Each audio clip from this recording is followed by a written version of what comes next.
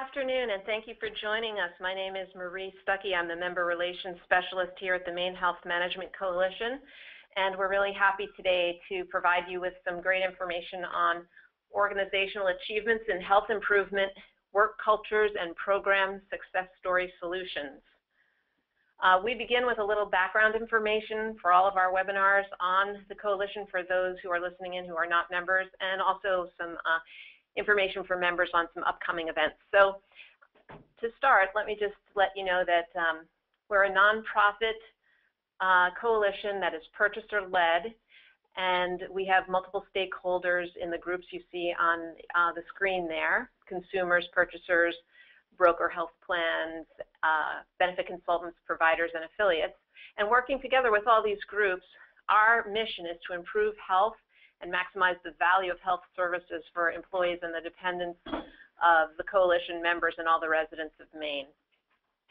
So basically, we're really just trying to lead the country in population health status, patient care experience, and low per capita health care to support a strong economic growth and business climate here.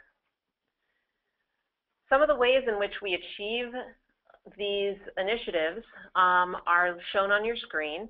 So we have a public reporting website called Get Better Maine, where we report on the outcome, safety, patient experience, and cost ratings for different types of care in the state.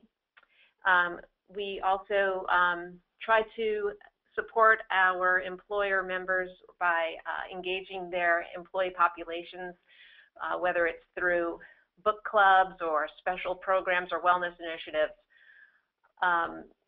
Another initiative we work on quite strongly is benefit design. We're working with all the health plans, major health plans in the state, to design a new plan called value-based insurance design that rewards the use of high-quality, patient-centered care and rewards providers on outcomes instead of volume. We also have a payment reform department here that collaborates with hospitals and hospital systems and providers to come to agreements on patient-centered care at a reasonable cost. And finally, at the bottom of the screen there, you'll see data, the foundation for improvement. That's really the foundation of what we do. We have analytics for all the claims in the state. So our members enjoy some great opportunities to network and learn and influence changes of healthcare reform in the state through our work groups and committees. We inform each other and stay in communication through some of our newsletters. We have training for the value-based insurance design, and we are now developing a broker accreditation program so the brokers can represent employers at some of these meetings as well. We do some training for policymakers on evidence-based medical policy, and we have lots of networking events such as our CEO Summit that happens a few times a year, and our big event that's coming up is our symposium, which will be held November 18th at Holiday Inn by the Bay. We hope you can make it and put this on your calendars. We have a great lineup on leading change, how to make the switch from volume to value.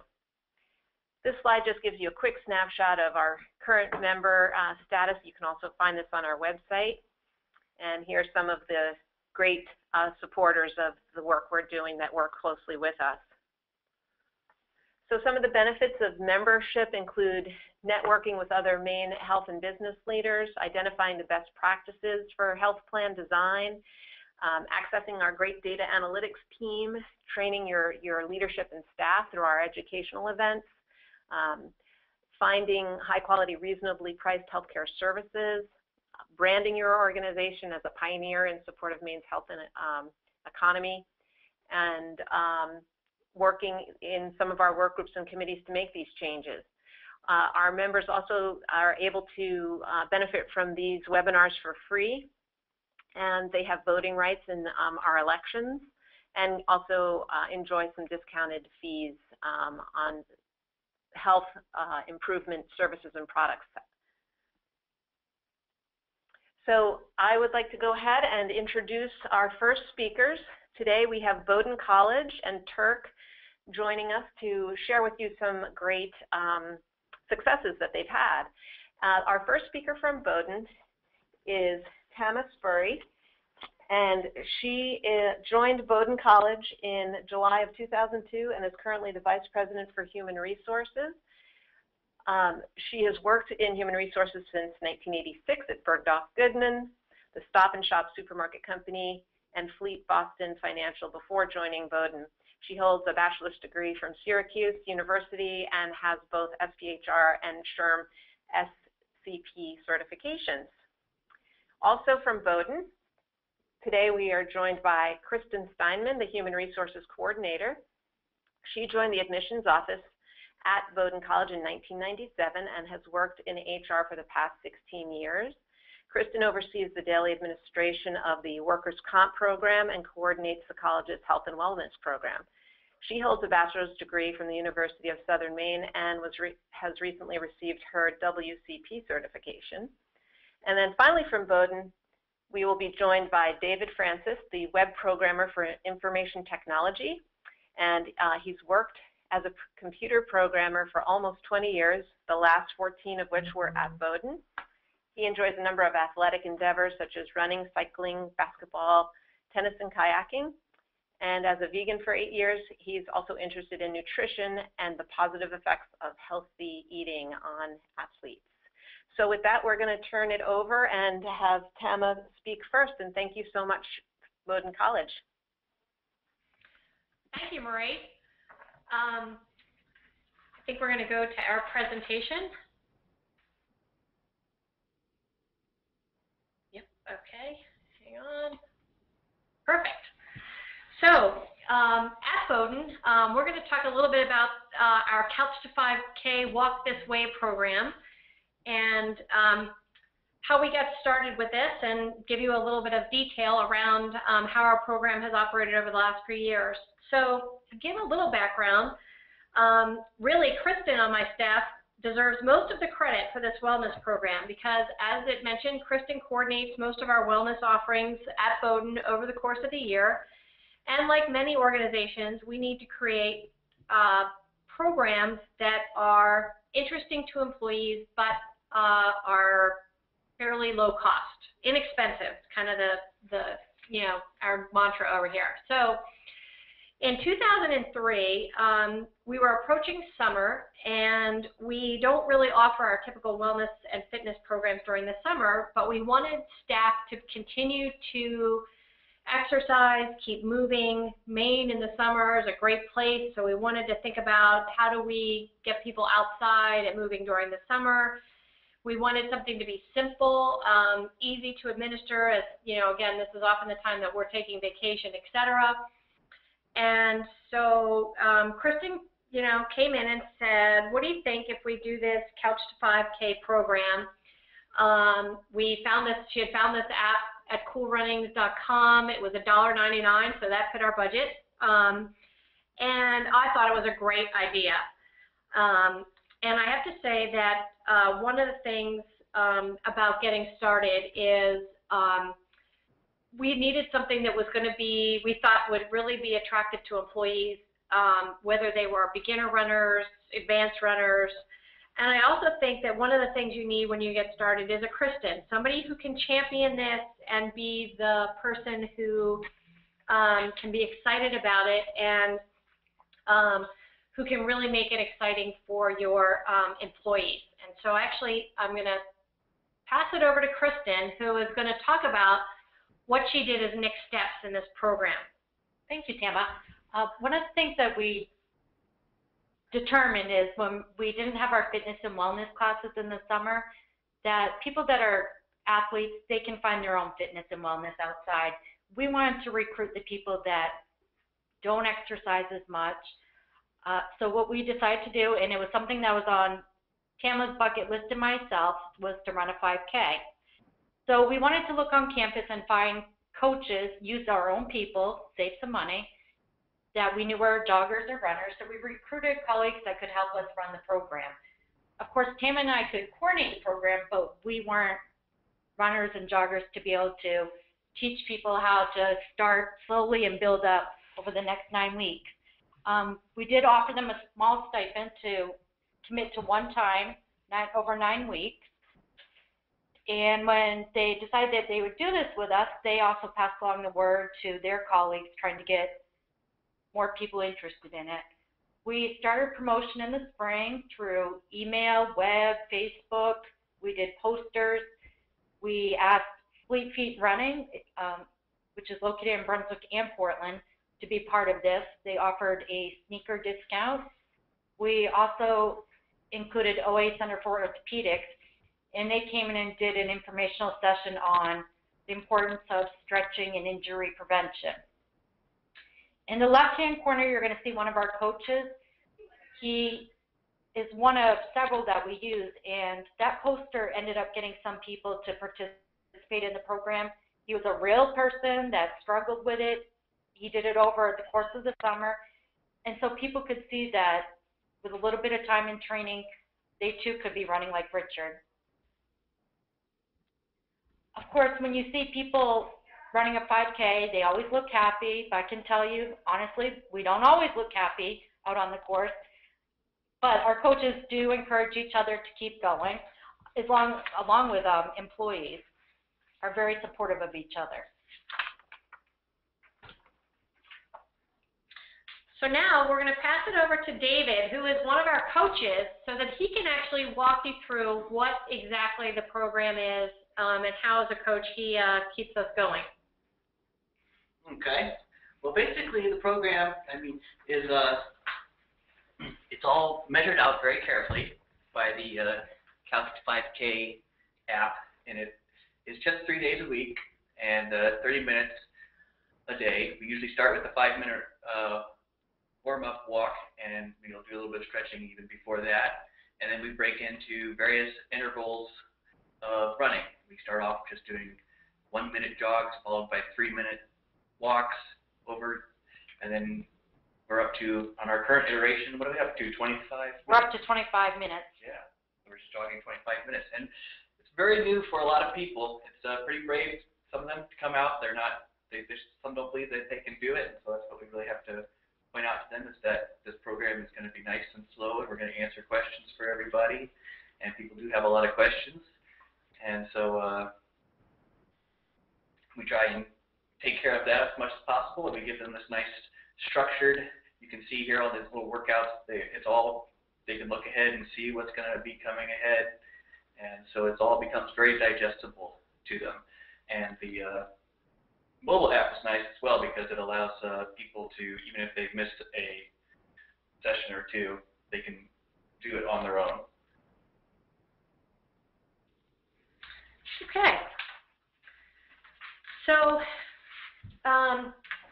along the way, really part of this is the fact that we do have people who join in kind of a couple weeks in, they hear from other people, and so along the way, it's really important to continue to communicate with people. What we found is that people start to really get excited about it, and then, again, summer hits, somebody goes on vacation, and it's really important to keep your population really engaged. We have, I think, 29 runners this. We're actually at 38 right now. 38 runners. I think in the first year we had 29 that started, and this is our third year. And so it's really a matter of keeping people engaged. What we hear from our participants is that one of the reasons that they keep coming back out every day is because, one, they feel like they let down somebody else if they're not there. It's kind of this peer pressure thing that, oh no, I have to be there. I know as a participant, I feel that way sometimes. I think to myself, oh no, Chris is going to be after me if I'm not there to run this morning, or David. And so, we really like to, along the way, keep people engaged in this Couch to 5K program. The other thing that has been a real add this year is that we have some great community partners here at Bowdoin, and we work really closely with Midcoast Hospital. OA Center for Orthopedics is both our workers' comp provider, but they're also part of our health plan as a preferred network. And we have a new ad this year with Doug Welling and the Sustainable Athlete. And basically, we use these community partners to come out on intervals, and so we've had Kate Parker come several mornings and do blood pressure screenings for some of our runners, which has been really helpful. I should also take a step back and say not only do we have runners who are in Couch to 5K, but this year one of the things that we've done is encourage people who are walkers to walk this way. So where they might not be competing in a 5K at the end, they're out there with us in the community spirit of just getting out and walking on a regular basis. But so Kate comes out and she does blood pressure screenings, which has been really helpful. We had Doug do some work on gait analysis to show people that maybe by changing a bit of how they run or walk, they might actually feel better, be better for their running. Ted Greeley at OA came out, and he has, each year we've had a representative from OA come out and really talk about the importance of stretching before running and making sure that it's kind of an active stretching, not just standing in one place stretching. And so we've learned a lot about making sure that we don't get injured in running. And he'll come out partway through and stretch with us. Katie Longley is a senior vice president here, and she's done some work because many times runners don't know how to breathe, and so she's talked about yoga breathing. And again, all of these partners and local resources are free, so it really has met our budget, which is pretty much nothing.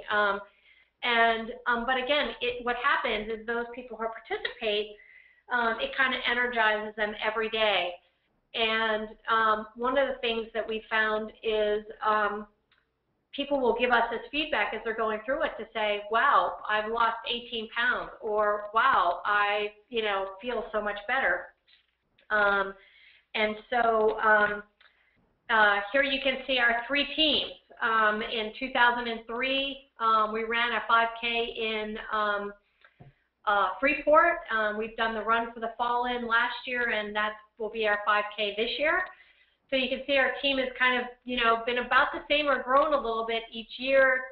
Again, sometimes you miss some people because of vacations, et cetera. But I'm going to pass it along to Kristen so she can also talk a little bit about some other things we've done to keep our runners engaged. Thank you, Tama. Along the way, we would bring in special guests throughout the 9 weeks. The first year in the program, you'll see in the next slide that we brought Joan Benoit Samuelson. She is a Bowdoin alum, and she won the Boston Marathon twice. She came in to let us all know that each person runs their own race. You don't have to worry about what your neighbor's doing, running faster or slower than you. You just have to get out there and do your own thing. She was very encouraging. She ran the track with us. The following year, we brought in a Bowdoin student that did a 7-minute mile. He was fantastic. He explained to us how he built up the speed. Of course, we didn't do the 7-minute mile.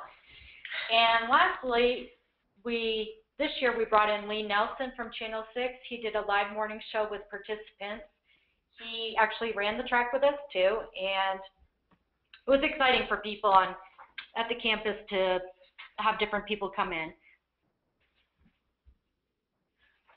I think what was really motivating about each one is the interesting part about Lee Nelson is his son is going to be a Bowdoin attendee in the fall, so he had a little connection to us, and so that's one of the things we did. And of course, Joan being an alum and a trustee of the college. But what was really cool is that she stretched with us. People could ask her questions, and one of our runners actually, she had found a book that Joni was important to her and that she autographed for her. And I think, again, for people, it just helps to continue to bring them out. We made sure that people knew that Lee Nelson was going to be there or Joni was going to be there. And our attendance on those mornings was really excellent. So the key to that is use your resources. People know people. Be able to think about how you continue to keep your teams motivated. Because you do get some unexpected benefits out of this program. One of the things that we found is it really fosters a sense of community across all levels of your organization and is a really equal playing field. One of the things I found, I'm vice president of HR, but my running partner, who I ran most of the first year with, is a housekeeper here at Bowdoin. I met people in dining. I met faculty members I had never met before, and we're all out there running on the same track, on the same level, and it doesn't matter what your title is. You're just kind of out there for your own, self. But it helps you connect across relationships, so even across other kinds of companies or businesses, et cetera. I think it really helps in internal customer service. So, it just connects people on a different level. Again, we are doing this on our own, but you kind of have the power of the peer pressure. But the fact is some mornings when I just can't run, I walk with the Walk This Way folks, and I don't feel like I have to over-push myself. We have learned from our participants that so many people over the course of the 9 weeks have lost weight. They have just felt so much better, more energy.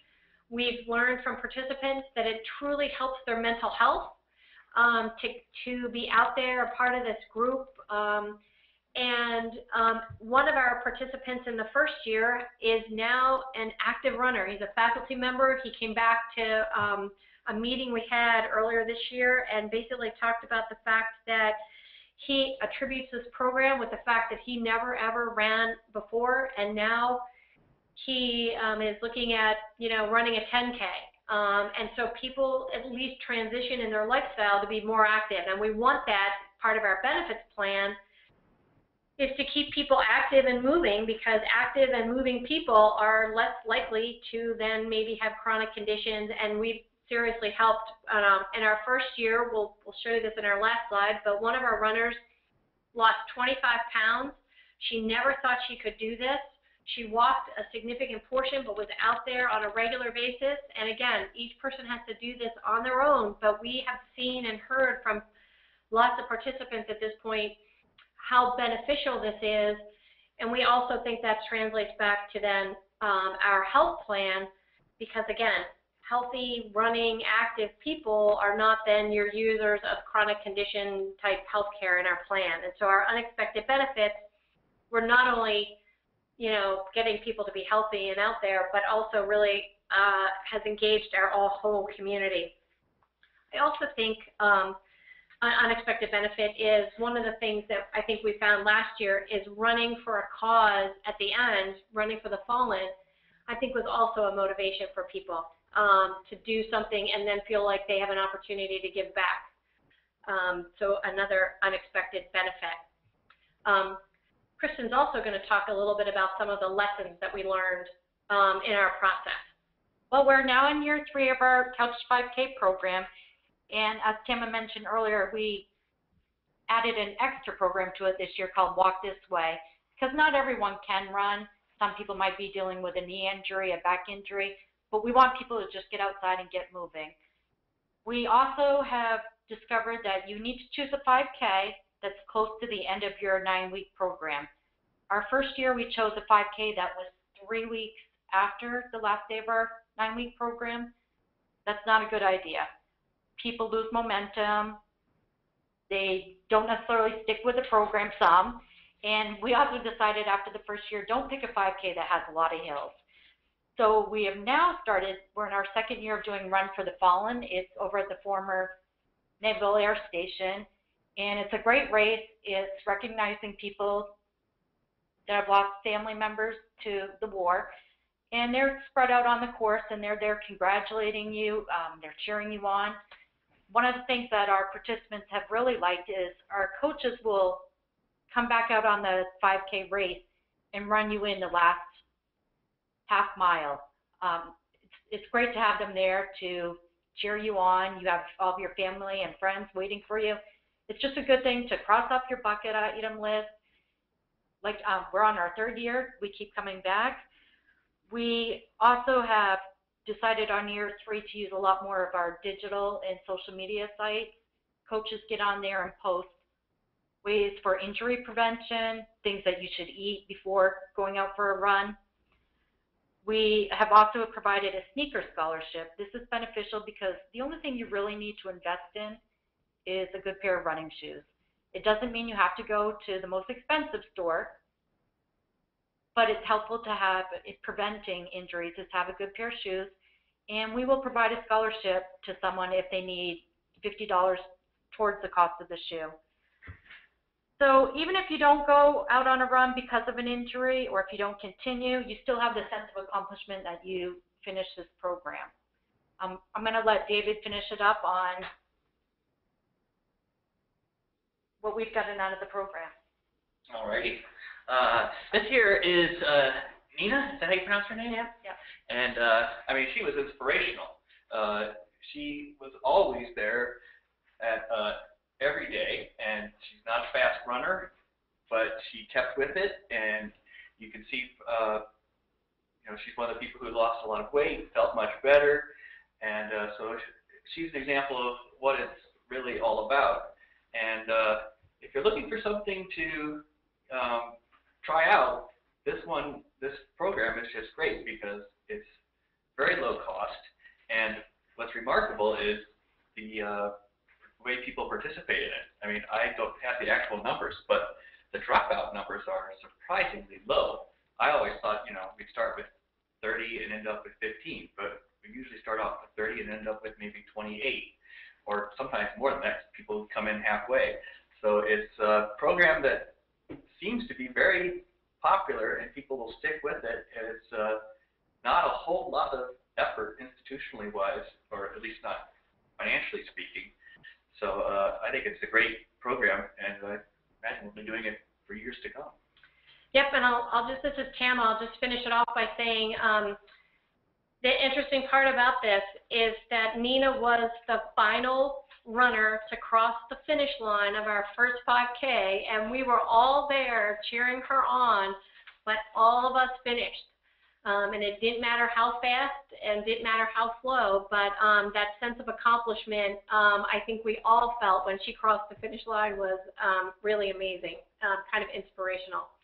So that's our Couch to 5K program, and I know at the end we'll be happy to answer questions. Thank you so much, Bowden. What an inspirational presentation. I'm going to just alert our participants that you can send us questions through the chat box at the bottom of your screen, which we will then address after the final presentation at the end. So feel free to type any questions that you have in that box, and we will certainly ask them of our presenters at the end. So right now, I'd like to move on to our next presenter, Lindsay Good. She is the on-site coach and well-being program manager at Turk. She's a registered and licensed dietitian and a certified worksite wellness program manager. She works for Health Partners, a health insurance provider in Minneapolis, and she's been Turk's on-site coach and wellness program manager for the past 6 years, partnering with their human resources team to provide a robust well-being program for Turk employees and their spouses. Lindsay has 9 years of experience as a lifestyle behavior change coach, helping her clients make and sustain important lifestyle changes to reach their goals and live their best life. Prior to health coaching, Lindsay was a certified personal trainer in a variety of settings and continues to hold a strong interest in exercise prescription. She is married and has 2 young girls who keep her very busy and active, and we're going to pass the controls over to Lindsay.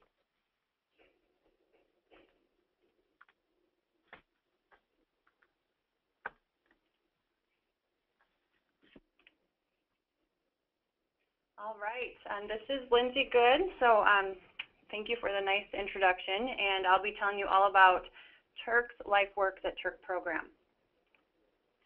So Turk was founded in 1975. It's actually a German-owned company. They design and manufacture sensors, interface equipment connectors, and they have 2 main locations in Minneapolis. It's about 500 employees total spread out between the 2. And they have a very stable workforce with very low turnover, 1 to 4% over the last 2 years compared to 11 to 13% industry average. So that shows you people come to Turk, they like working at Turk, they stay at Turk. Part of that is our great, rich benefit design, very low cost health insurance, and no cost increases over the last 2 years. Other great benefits for working at Turk include our well-being program, which I'll tell you all about, great leadership support, a holistic integrated program with myself as the well-being coach and an on-site clinic. So I'll dive more into the program and let you know, first of all, where we started. Turk has a robust program, but it's been built over the last 12 years. So in 2003 was our first year that a 10,000 Steps program was introduced, so employees could participate if they chose to. They got a pedometer for participating, so that was really the entry into the health and wellness world for Turk. Then we slowly built from there. The next year there was a committee that was formed to talk about how the healthcare costs are rising, what are we going to do about it. You know, the plan started forming, but nothing really major happened that year. The next year in 2005, there was some consumer health education that was distributed or available to employees. They introduced a health assessment through health partners that employees completed. In 2006, started some on-site series on mindful living and eating. There was a health fair. They could get blood glucose and cholesterol screenings if they chose. There was a Weight Watchers program that was implemented on site. So small steps. Building from there, we had a big year in 2007. The Well at Work Clinic opened, which is an on-site clinic at one of our locations that was staffed with a physician assistant to provide acute and chronic care for employees and their families. We had some diabetes screens that happened in seminars as well that year, but I'd say that Well at Work Clinic opening was pretty big. In 2008, more lunch and learn topics that the physician assistant from the clinic provided to the employees, a variety of topics. And at the end of the year, we have an open enrollment meeting that all employees attend, and this was really when we introduced some big changes in our well-being offering called Invest in Yourself was the theme at that time, that had expanded offerings with some rewards tied to participation. 2009 was my first year at Turk, and this is when we started a well-being goal, health assessment, biometrics, different programs and presentations were provided as well. So you can see we're kind of keep building and building. We expanded in 2010 with more of a structured three-step program that had a health assessment as well as different programs that employees could participate in with regards to back health and weight management, smoking cessation, and workplace flexibility began to ramp up at that time, where employees were encouraged to speak with their managers on having a flexible work schedule if that's what they needed. 2011, we continued to expand the well-being offerings. There was on-site pharmacy that was provided for 100% coverage. That was generics that were given to employees if they're being seen at the clinic for a certain condition. And then the work-life pursuit, which provided paid time off if employees wanted to volunteer, and a $100 company match for charitable giving. 2012, we received a Health Lead accreditation through U.S. Healthiest and began to subsidize community-supported agriculture at 50% that are delivered here at Turk. Also subsidize on-site massage therapy, so employees paid a portion and Turk paid a portion for them to receive a chair massage. And there were some great leadership development that happened, some training for middle and upper level managers that gave them some additional coaching and resiliency training. 2013, we began a cancer screening focus. So part of our program was employees to be up to date on health screenings. We'll talk more about that in a little bit. Financial well-being education was provided and enhanced for employees. Longer clinic hours, more days, additional provider, because the clinic began to get busier and busier with employees and families using it. And then in 2014, more expansion happening. We integrated with the safety program at Turk. We were actually part of a study with health partners and the School for Public Health at Harvard on well-being and safety integration program. So that really helped us strengthen those two to become one, actually, entity here at Turk. So more things happening with social, financial, community well-being, more clinic hours, and telehealth. So we slowly built the program over the last 12 years, giving employees a little bit more each year. So what that brings us today is really an integrated approach with safety, well-being, and continuous improvement, because we are a manufacturing facility, so we do encourage that continuous improvement. So I do the coaching and program management with the one-on-one coaching, personal training, presentations, campaigns, and challenges that really align with what's important to the employees here. So they have an annual health assessment. We've continued that over the years. Need to be up to date on cancer screenings, colonoscopy, mammogram, and also cholesterol and blood glucose. So if you get your colonoscopy done and you have a good result, you don't need it for 10 years. We're not going to make them continue getting screenings done if they don't need it done.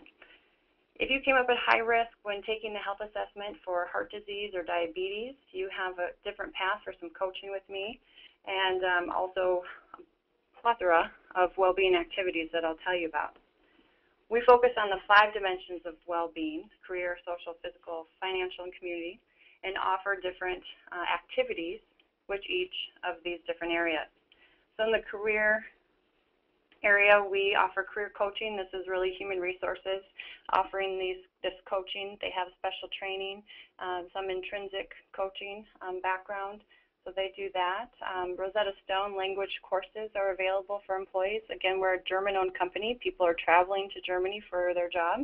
We also have a large manufacturing facility in Mexico, so Spanish and German are 2 language courses that we allow employees to go through that process if they want to. And as well as continuing education support for people to go back to take courses, further their career. With social well-being, we encourage employees to start a league or group that's important to them, engage their spouse. We have an annual Oktoberfest celebration that happens, German music, German food. Employees, we really shut down the plant and the rest of the company so that they can get together and enjoy the day.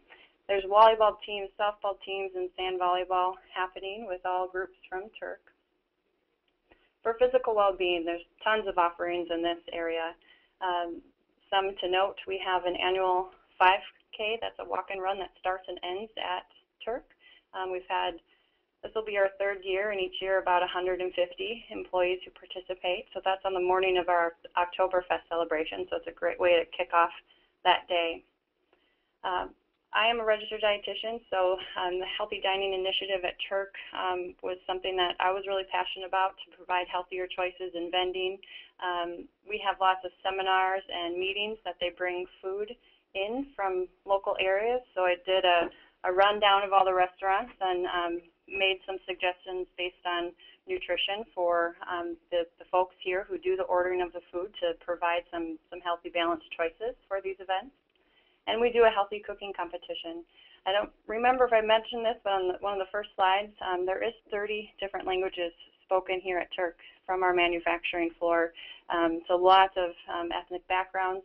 And this cooking competition gave everyone a taste of all these different ethnic foods. But of course, they had to be a healthier recipe. So that was a fun thing to do. Financial well-being. We encourage financial planning through our EAP, so that tightens that partnership of EAP to give employees that financial well-being piece that they may not think of EAP to use. They can, of course, meet with their own advisor or attend one of our financial trainings that we have here on site. This year we're doing an identity theft protection training through EAP, and then offer on-site 401k counseling for employees and their spouse. Community well-being, very passionate area for us at Turk. We do quarterly blood drives. Since 2012, we've had 225 donations from Turk employees, and their families also come in for that. We did a sandwich making event and made 2,000 sandwiches for hungry and homeless in Minneapolis. This was an employee-led idea. She partnered with me that I could help with promotion and communication, and made that happen. We have numerous 5K events, people who want to do diabetes walks, breast cancer walks. There's MS, multiple sclerosis, 150-mile bike ride that employees got a team and participated in and raised funds for. We did a food drive here at Turk this year and raised 300 pounds, I think, was what was donated, so very good participation. Doing an environmental supports around Turk with our Recycle at Turk campaign, electronics recycling event that's happening soon, as well as new signs and just communication on what can be recycled and what can't be at the Turk locations. And then we encourage team building activities for work teams to volunteer together. And again, they don't have to take their own PTO for that, but supports that community that way. Here's our event calendar just to give you an idea. Each month we have different presentations and topics that are promoted, as well as different key components of our well-being program highlighted. And the pictures you can see, that's the front of the brochure. That's of different teams, people that are doing events, as well as other well-being activities that are going on throughout the year. So we want to highlight the employees that way. So overall, Turk's robust well-being and benefit offerings include that on-site pharmacy benefits, zero cost to employees for that. I haven't mentioned this, but Turk is self-insured, so all the money that they're putting into these well-being offerings and benefits definitely come back as a savings to them. So that's, it may seem like a lot. Wow, how can you offer all these things? But really, there's been a lot of savings that have happened over the years because of these robust offerings. That on-site clinic, there's a tobacco-free credit. Employees get a $100 credit if they're tobacco-free. The work-life benefits on the flexible schedules and working from home if needed. Again, that's worked out with their managers.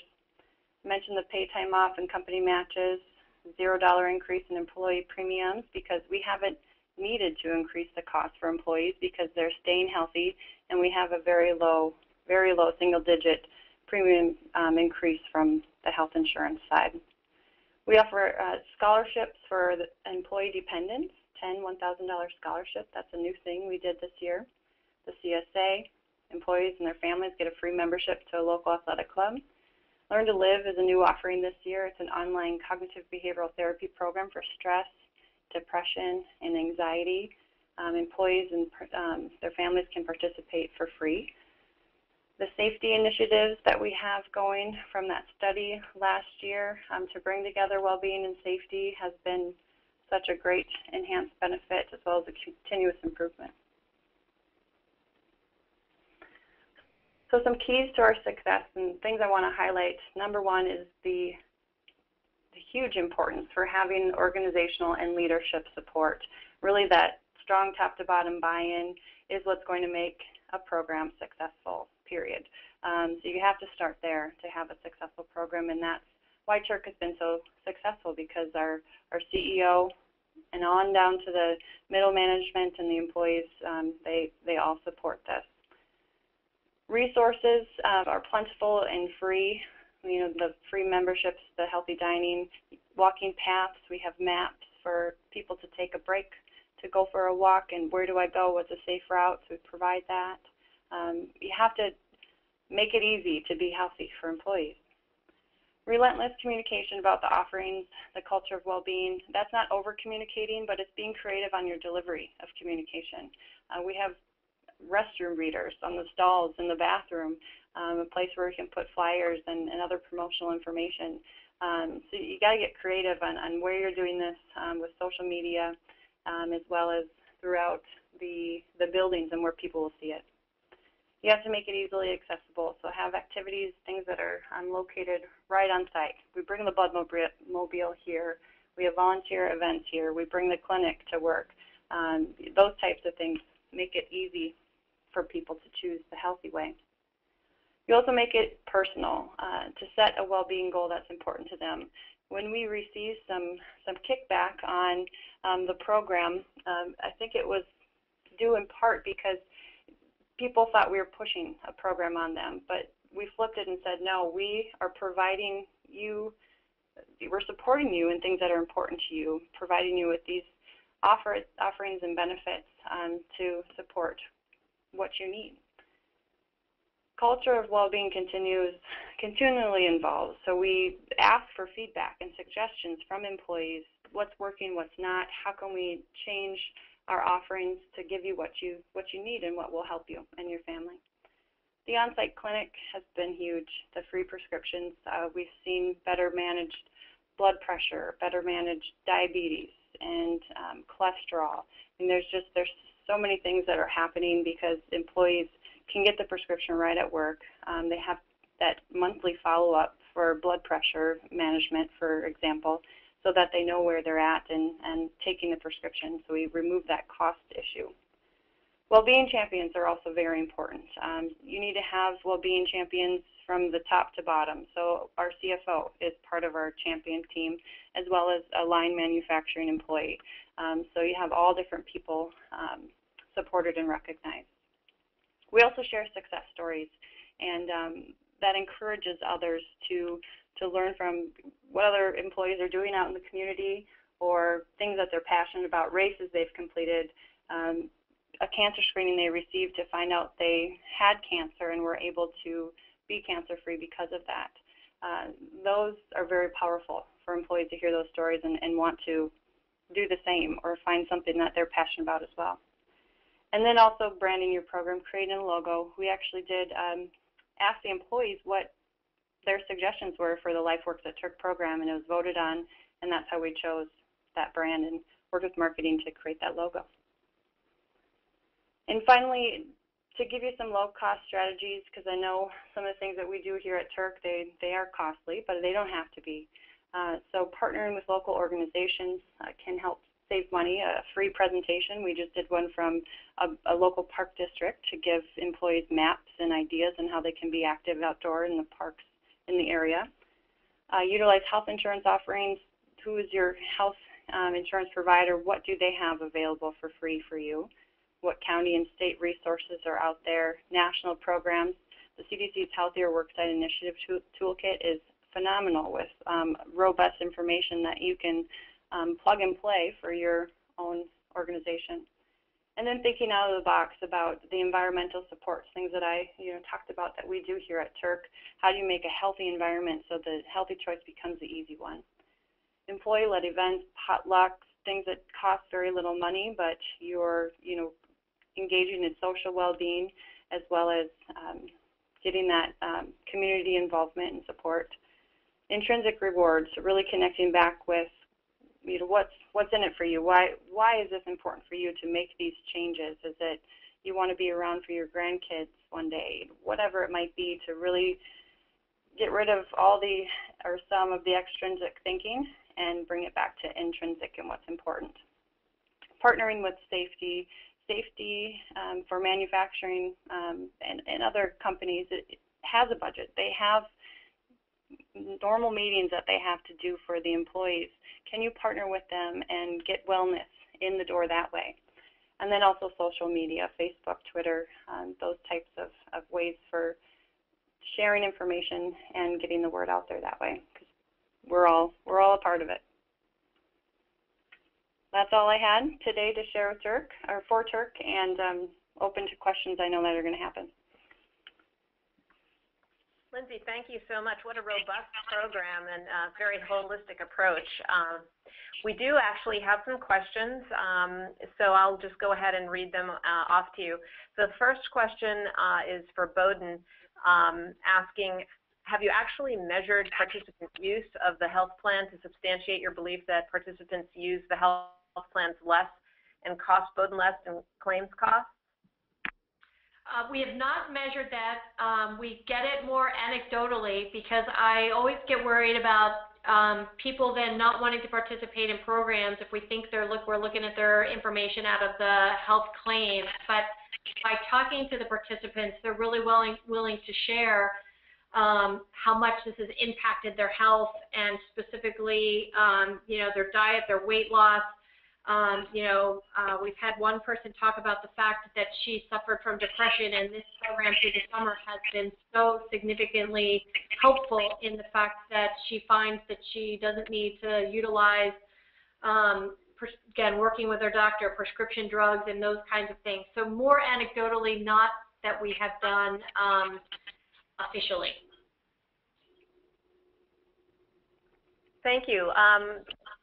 In a similar vein, for Turk, we have somebody asking about if there's been any measurement done to determine how much the well-being program has contributed to the lack of increase in employee health costs versus what the on-site clinic saves for Turk.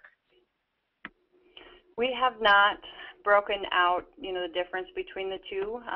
It is very hard to do an ROI. There's, people are going to throw around numbers, but it's very costly and very hard to be really accurate in that. And for a well-being program, that, is going to be difficult. But the clinic certainly, that's a big part of what we offer, and there has been a lot of information, numbers, and studies done on that. The latest I saw was $4.7 million saved in healthcare costs, coming from a lot of different aspects of why the clinic is so successful. Wow, impressive. Well, one thing, just so people know, that the coalition does is in our data department, we track the impact of wellness programs on the bottom line that our employer members that use our data have. So there are some analytics that can help with that. But moving on, let's see.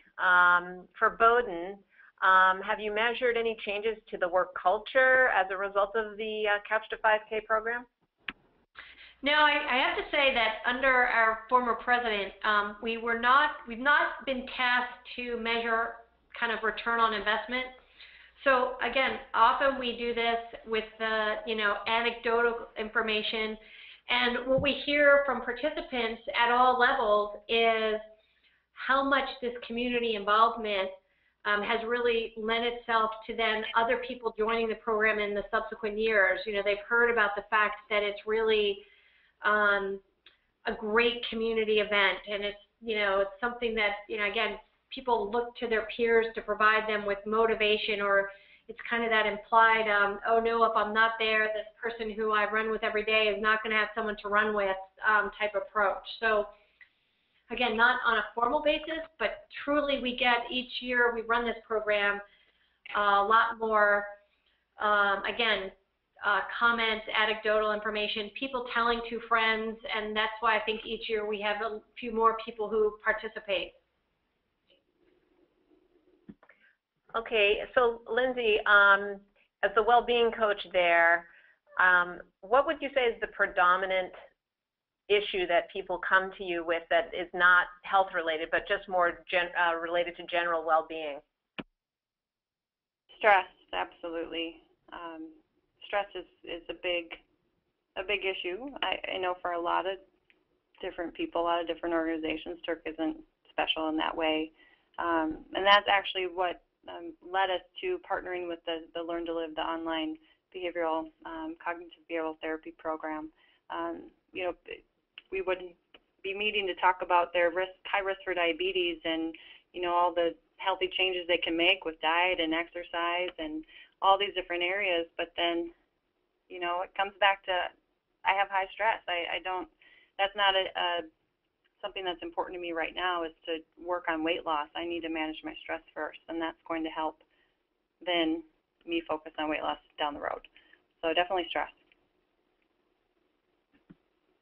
Okay, thank you. And also for Turk, have you measured, same question that was asked of Bowdoin actually, have you done any measuring for the culture of well-being there, and what specific culture measurement tools might you be using? We've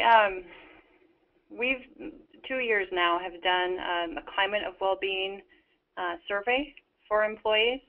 So we're talking about, a variety of different things in the climate of well-being, work-related things, manager support, as well as well-being for employees. So we have done, this is our second year. We just finished and we're tallying the results, but in 2013, the first year we did this, we had some really great positive numbers that we got from the survey. So that was something we did.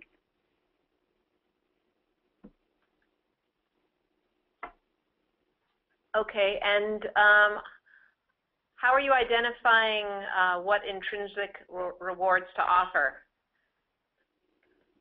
It's not necessarily an intrinsic reward, but what we do, and in my coaching, this is a key time to do this, but in other communications, it's just how we talk about their health and their well-being. Rather than saying, if you eat healthy and exercise, 3 days a week for whatever many minutes, that's going to help lower your blood pressure, and that's going to help lower your cholesterol. It's not just those objective results, but it's, what are you going to get from this? What does these changes provide for you, big picture? So I think it's just how we spin the changes that they're working on, all these hard lifestyle behaviors that they're creating, and what's that going to give them. So a way that I do my coaching and how I do my presenting as well is always with an intrinsic focus. Okay, thank you. I have a question for Bowden. Have you found that the Couch to 5K program has inspired any other healthy habits, like people quitting smoking or changing their diet as a result of the Couch to 5K running program? I think we have, again, we've heard from those people that have been participating in the program over the last 3 years that they actually have totally taken a much more proactive approach to not smoking, or again, getting their blood pressure checked, or being able to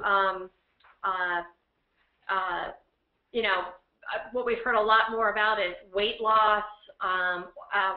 One of the things with doing blood pressure checks this year is we found that somebody who didn't know that they had high blood pressure out of one of the checks was really borderline, and so participating in the program, they just have to be careful, and now they know what to do to monitor their blood pressure. So I think it's just helped overall people think about their well-being more holistically, and I think they found out just more about themselves. Again, even with 9 weeks, 3 days a week of running and or walking, how much it's impacted their weight or their moods or their mental health. That stress thing that Lindsay talked about, we've heard a lot from folks that it's really helped them kind of reduce their overall stress being out there and running and being active. So I think it's kind of those aspects that we've heard from most of our participants. Okay, and so since stress seems to be a very high issue for people, have you found other coaching methods for stress, Lindsay, that have been particularly helpful? Bowden is saying that the running program itself is helping to reduce stress. Are there any particular coaching methods you would recommend to help reduce stress? We've done different resiliency trainings for employees, but also one thing that was really successful here and beneficial was we did a training just for managers on how to recognize an employee who may have a high level of stress, some role playing and how to talk with your employee about stress, and some resources that are available, if it's EAP or other programs that we provide. So that was really great to get the mid-level management involved, but also so that they can help the employees that they are working with every day. Yeah, the top-down leadership approach always seems to be effective, so that does make sense. So we have time for one last question. I'll pose it to all of you. Basically, wondering what is the percentage on your total employee population of those participating in coaching and the programs that you're offering? This is Lindsay. We at Turk right now, now after the years of our program, have about 60 to 65% participation. So that's about 250, 275 employees who complete all 3 steps. So that's our health assessment, being up to date on those cancer screenings, as well as activities or the coaching with me.